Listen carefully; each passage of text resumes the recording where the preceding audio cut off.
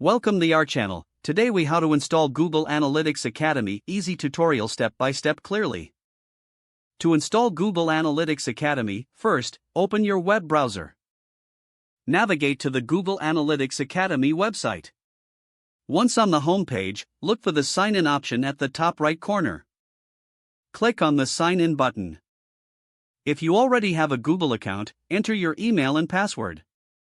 If you don't have an account, click on the option to create a new account. Follow the prompts to set up your new Google account.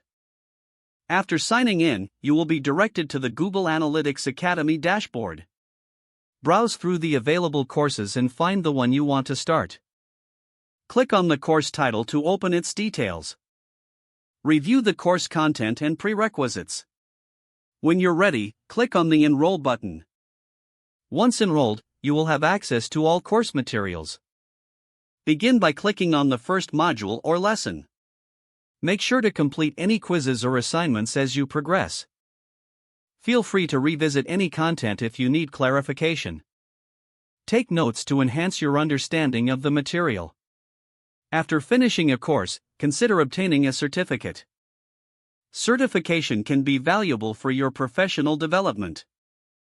Explore additional courses to expand your analytics skills. Always keep an eye on new offerings on the Academy platform. Now, you're ready to start your journey with Google Analytics Academy. If the page does not load, refresh the browser or try again in a private or incognito window. Make sure you are using the correct email address, then retype it carefully to avoid small typos. If your password is not accepted, use the reset option and create a new strong password you can remember. Check your spam folder for verification or security emails, then complete any requested confirmation steps. Enable two-factor authentication if available to improve account security and reduce unauthorized access risk.